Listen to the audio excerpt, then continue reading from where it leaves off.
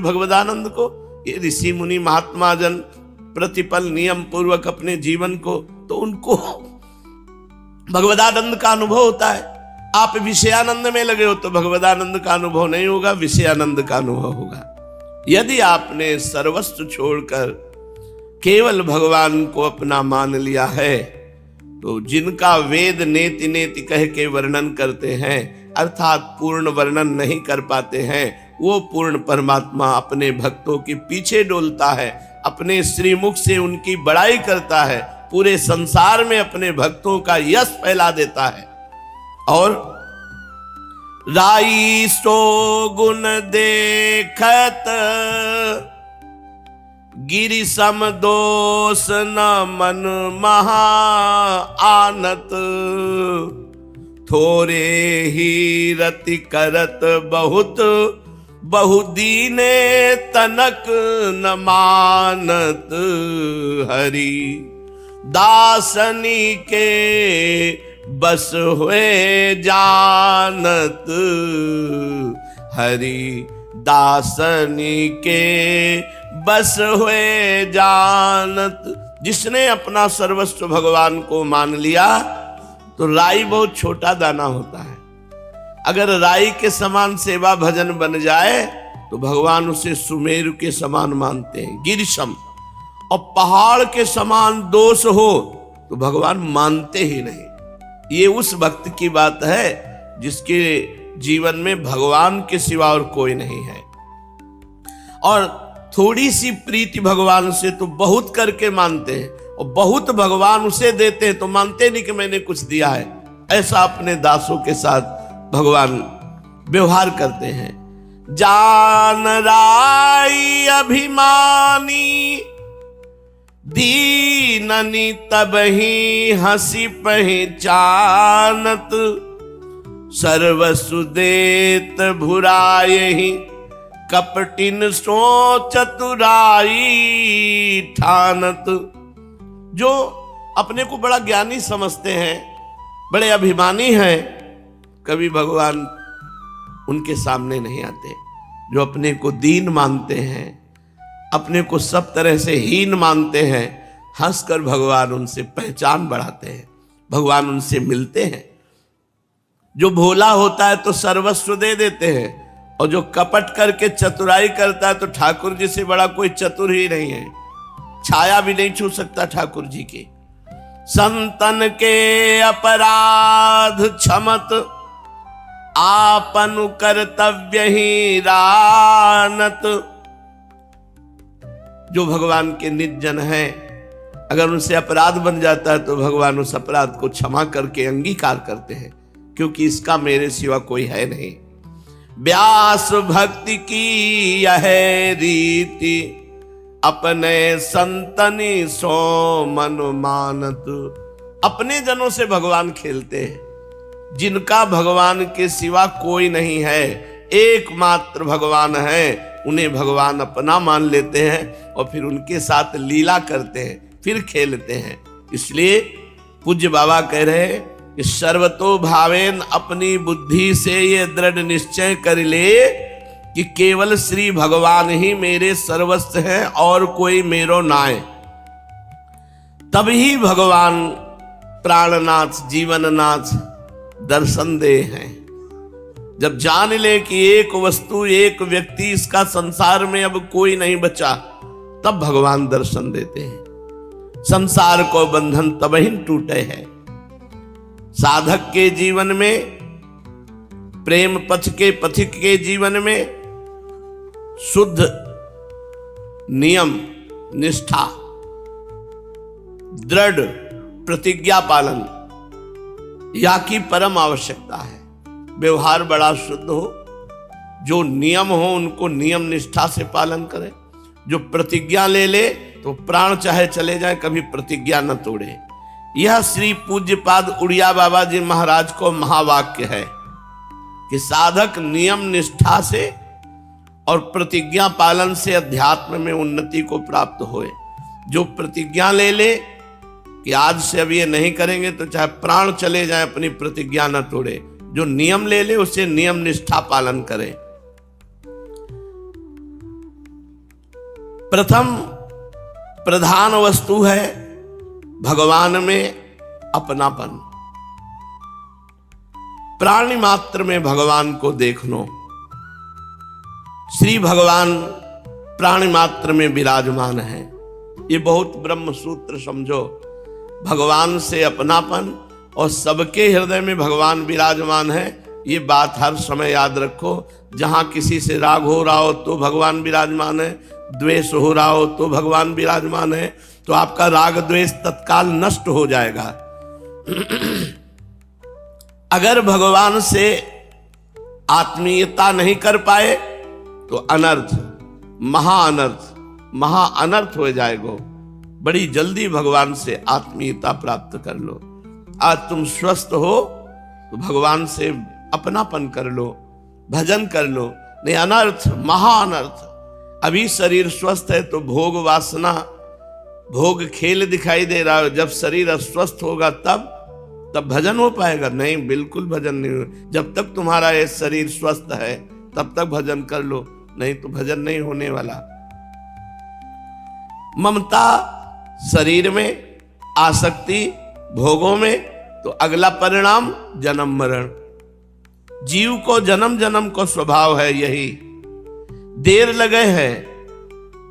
निवृत्ति मार्ग के साधक को काहू से ममता नहीं होनी चाहिए, किसी से भी ममता नहीं। ये कब होगा? जब सब में भगवान देखोगे। कहीं आसक्ति नहीं। ये कब होगा? जब सर्वत्र भगवान का दर्शन करोगे। आसक्ति, ममता, मोह होना, यही बंधन है। किसी वस्तु से आसक्ति, किसी व्यक्ति से ममता, किसी पदार्थ से मोह, किसी सगे संबंधी से मोह, यही बंधन है, यही बंधन है। और जब आसक्ति, ममता, मोह न रहकर केवल भगवान से अपनापन, यही प्रेम है। जब प्रेम हो जाए है तब कछु करनो नहीं परे है, स्वतः ही सब कछु होतो रहे है। अतः अपनो परम कर्तव्य यही है कि अपने जीवन धन सो अपनापन हो जाए। निरंतर अभ्यास करे भजन का कि प्रभु प्यारे लगने लगे। और जब कोई तुम्हारे या कार्य की प्रशंसा करे, बहुत बड़े भजनानंदी, बहुत बड़े त्यागी, किसी से कोई मतलब नहीं रखते, तो समझना चाहिए कि ये हमें सुझाव दे रहे हैं कि हमें और त्यागी बनना है, हमें और समिटना है, हमें और भगवान का भजन करना है। यदि कोई निंदा करे तो समझना चाहिए कि हमें सावधान होना है। ये जो निंदा कर रहे हैं, ये दोष हमारे अंदर आने न पावे। न प्रशंसा में राग, न निंदा में द्वेष।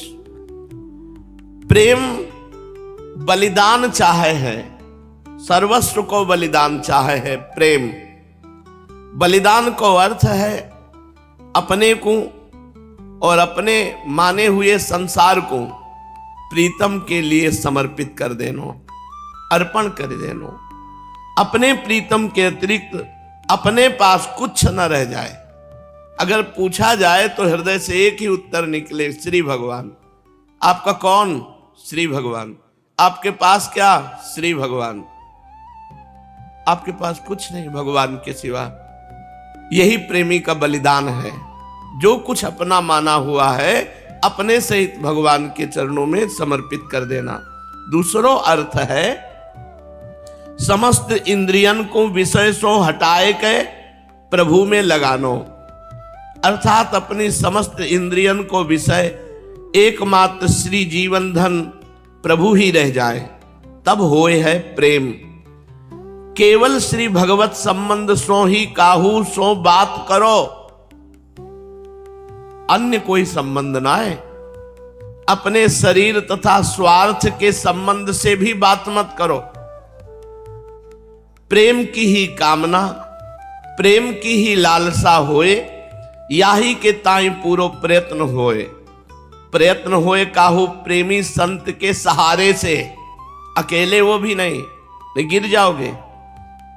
काहू संत को आदर्श मान के संत के प्रति अपनो भाव बढ़ावे। कोई संत कृपा करके अपनो संग दे हैं, तभी यह अलभ्य वस्तु प्राप्त संग मिला है, तो समझो वो कृपा करके अपना साथ दे रहे हैं। ये तीनों भगवत स्वरूप है।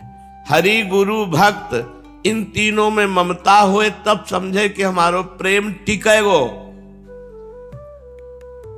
खूब भजन को दो ही फल हैं, भगवदानंद की अनुभूति और सब में भगवत साक्षात्कार। ये भजन को फल है। हर समय भगवदानंद में डूबा हुआ जिस किसी व्यक्ति से मिला उसे भगवान का स्वरूप समझकर व्यवहार किया, भगवान के सिवा अन्य कोई भावना नहीं, ये भजन का फल है। भजन त्रिगुणातीत वस्तु है।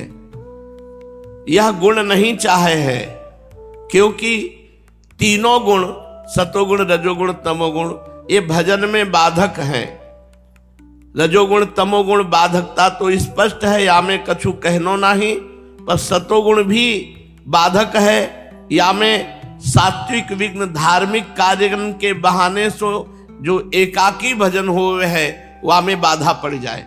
यह धर्म कार्य कर ले, ये धर्म कार्य, भजन से बढ़कर कोई धर्म कार्य नहीं, कोई कार्यों का विस्तार नहीं। छठदम शील विरत बहुकर्मा निरत निरंतर सज्जन धर्मा। जो संत महापुरुष जिस धर्म का आचरण करते हुए भजन में तन्मय हुए वही करना है, अन्य कोई धर्म कर्म भी नहीं। धर्म कार्यन के बहाने से ये साधक को प्रपंच में फंसाए दे है। जब साधक प्रपंच में फंस जाए तब वो या धार्मिक कार्य ही तो है ऐसो समझ के भजन छोड़ दे और वह कार्य को पकड़ ले। या से सात्विक भी कार्य विघ्न है, या कारण सतोगुण बाधक है। प्रपंच इतनो प्रबल शत्रु है कि या के पंजे में एक बार कैसे हूं फंस गयो, फिर यासो छुटकारो पानो बहुत ही कठिन है। विकार तथा हृदयस्थ वासना तब ही नष्ट हो सके है जब पूर्ण रूपेण प्रेम सिंधु में डूब जाए है। बिना प्रेम सिंधु में डूबे प्रपंच सो बचनो बहुत कठिन है। साधक को यह सावधानी रखनी है कि कोई नवीन वासना न बनने पावे। यार ये चीज तो हमने नहीं खाई, ये हमने नहीं देखा, ये हमने नहीं भोगा, एक बार देख लेते हैं, एक बार भोग लेते हैं। साधक को यह सावधानी रखनी है कि कोई नवीन वासना न बनन पावे। जैसे ही कोई विकार उठे तैसे ही वाको श्री सद्गुरु भगवान की आज्ञान के अवलंबन से मिटाइवे को प्रयत्न करे। जब कोई विकार उठे तैसे ही वाको रौंद दो, ना ना ना, राधा राधा राधा राधा राधा। तुमसे न समरे तो सद्गुरुदेव भगवान से बताओ, वो तुम्हें उपाय बताएंगे। वह सद्गुरुदेव भगवान की आज्ञा के अवलंब सो मिटाइबे को प्रयत्न करे, जासो उनके बढ़वे की आशंका ही समाप्त हो जाए। आत्मनिरीक्षण गहरी खोज करे। कोई दोष हृदय में अगर दिख जाए तो वहां को तत्काल वैराग्य रूपी शस्त्र सो काट डाले। पूज्य बाबा करें, अगर कोई विकार उठे उसे तत्काल नष्ट करो, उसको सजाओ मती। उच्चता गुरुदेव की आज्ञा से होए। सद्गुरु प्रदत्त शास्त्र प्रतिपादित और संत आचरित आचरण होने चाहिए। ये तीनों हैं तो पक्का भगवत प्राप्ति हो जाएगी। श्रीमद् भागवत महापुराण भगवान श्री कृष्णचंद्र जी उद्धव जी को आज परमार्थ का उपदेश कर रहे हैं। परमार्थ निरूपण इस अध्याय का नाम ही है। बहुत ध्यान से सुने, बड़ा गूढ़ है। प्रथम भगवान परमार्थ का स्वरूप क्या है ये वर्णन करते हैं। पर स्वभाव कर्माणि न प्रशंसे न गर्हयेत्, विश्वमेकात्मकं पश्यन् प्रकृत्या पुरुषेण च। परस्वभाव कर्माणि यह प्रशंसति निंदति सा शुभ्रस्यते स्वार्था, दसत्यभिनिवेशतः। उद्धव जी, यद्यपि व्यवहार में पुरुष और प्रकृति, दृष्टा और दृश्य के भेद से दो प्रकार का जगत जान पड़ता है, पर परमार्थ दृष्टि से नहीं। व्यवहार दृष्टि में स्त्री पुरुष, ऊंच नीच, ये सब दिखाई दे रहा है। परमात्म दृष्टि में एक पर ब्रह्म परमात्मा के सिवा न स्त्री है, न पुरुष है, न कोई जड़ वस्तु है, न कोई चैतन्य। वही जड़, वही चैतन्य, वही स्त्री, वही पुरुष। इसलिए किसी के स्वभाव की, कोई शांत स्वभाव का है, कोई घोर स्वभाव का है, कोई मूढ़ स्वभाव का है। किसी के स्वभाव की ना स्तुति करनी है और ना निंदा करनी है, क्योंकि सब में परमात्मा विराजमान है। सर्वदा अद्वैत दृष्टि रखनी है, भगवत दृष्टि। जो पुरुष दूसरों के स्वभाव और उनके कर्मों की प्रशंसा अथवा निंदा करते हैं, वे शीघ्र परमार्थ साधना से भ्रष्ट हो जाते हैं, च्युत हो जाते हैं, गिर जाते हैं। किसी की ना स्तुति करनी है, क्योंकि जिसकी स्तुति कर रहे हो वो ब्रह्म है, और जिसकी निंदा कर रहे हो वो भी ब्रह्म है। तो तुम स्तुति निंदा के कारण, भेद बुद्धि के कारण तुम अपने परमार्थ से भ्रष्ट हो जाओगे।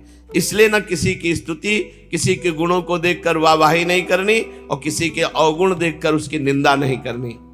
जो दूसरे के कर्मों की प्रशंसा अथवा निंदा करते हैं, वे शीघ्र ही अपने यथार्थ परमार्थ साधन से च्युत हो जाते हैं, क्योंकि साधना तो द्वैत के अभिनिवेश का, अर्थात द्वैत के सत्यत्व बुद्धि का निषेध करता है। साधन पथ सब में अद्वैत परमात्मा विराजमान है, ये हमारी साधना है। प्रशंसा तथा निंदा उसकी सत्यता के भ्रम को और दृढ़ करती है, द्वैत के भ्रम को। उद्धव जी, सभी इंद्रियां राजस अहंकार के कार्य हैं। जब वे निद्रित हो जाती हैं, तब शरीर का अभिमानी जीव चेतना शून्य हो जाता है, अर्थात उसे बाहरी शरीर की स्मृति नहीं रहती। उस समय यदि मन बच रहा, तब तो वो सपने के झूठे दृश्यों में भटकाने लगता है, और वो भी लीन हो गया तो जीव मृत्यु के समान गाढ़ निद्रा सुषुप्ति में लीन हो जाता है। वैसे ही जब जीव अपने अद्वितीय आत्मस्वरूप को भूलकर नाना वस्तुओं का दर्शन करने लगता है, तब वह स्वप्न के समान झूठे दृश्यों में फंस जाता है, अथवा मृत्यु के समान अज्ञान में लीन हो जाता है।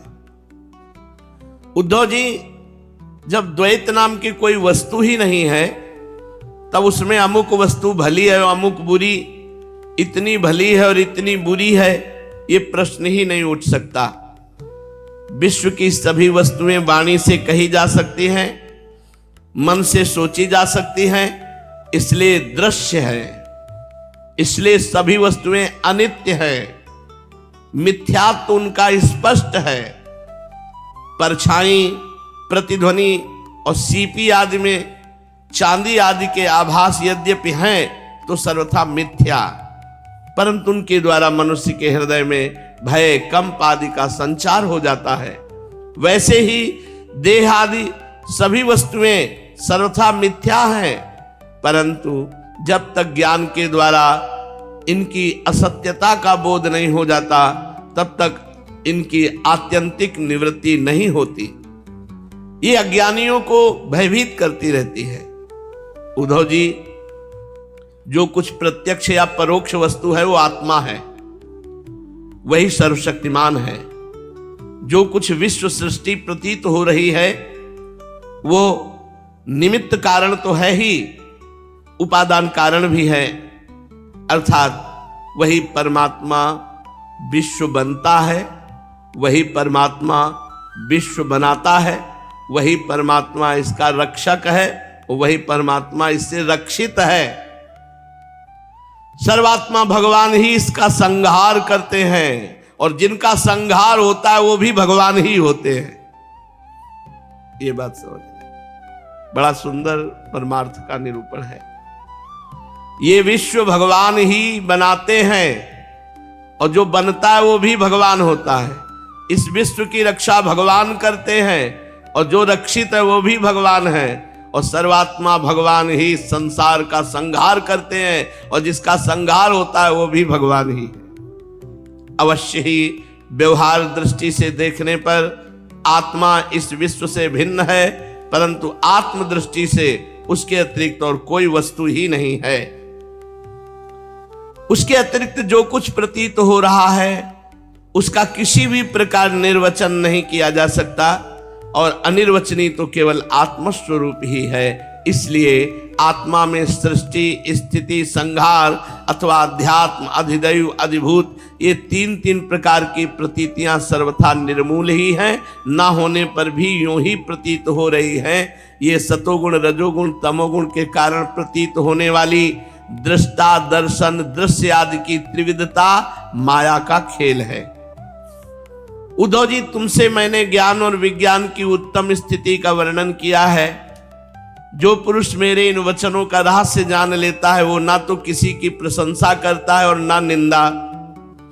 वह जगत में सूर्य के समान समभाव से विचरता रहता है।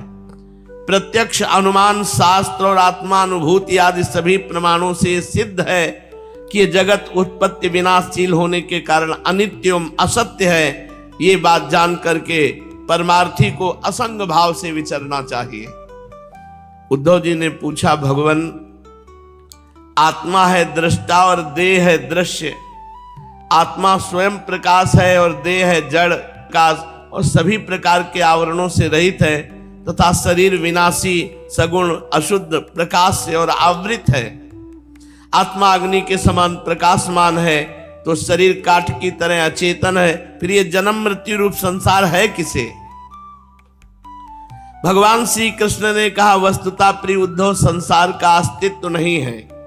तथापि जब तक देह, इंद्रिय और प्राणों के साथ आत्मा की संबंध भ्रांति है, तब तक अविवेकी पुरुष को यह सत्य सा स्फुरित होता रहता है। जैसे स्वप्न में अनेक विपत्तियां आती हैं पर वास्तव में वे हैं नहीं, फिर भी स्वप्न टूटने तक उनका अस्तित्व नहीं मिटता, वैसे ही संसार के ना होने पर भी जो उसमें प्रतीत होने वाले विषयों का चिंतन करते रहते हैं, उनके जन्म मृत्यु रूप संसार की निवृत्ति नहीं होती। जब मनुष्य स्वप्न देखता रहता है तब नींद टूटने के पहले उसे बड़ी बड़ी विपत्तियों का सामना करना पड़ता है, परंतु जब उसकी नींद टूट जाती है, वो जग पड़ता है, तब ना तो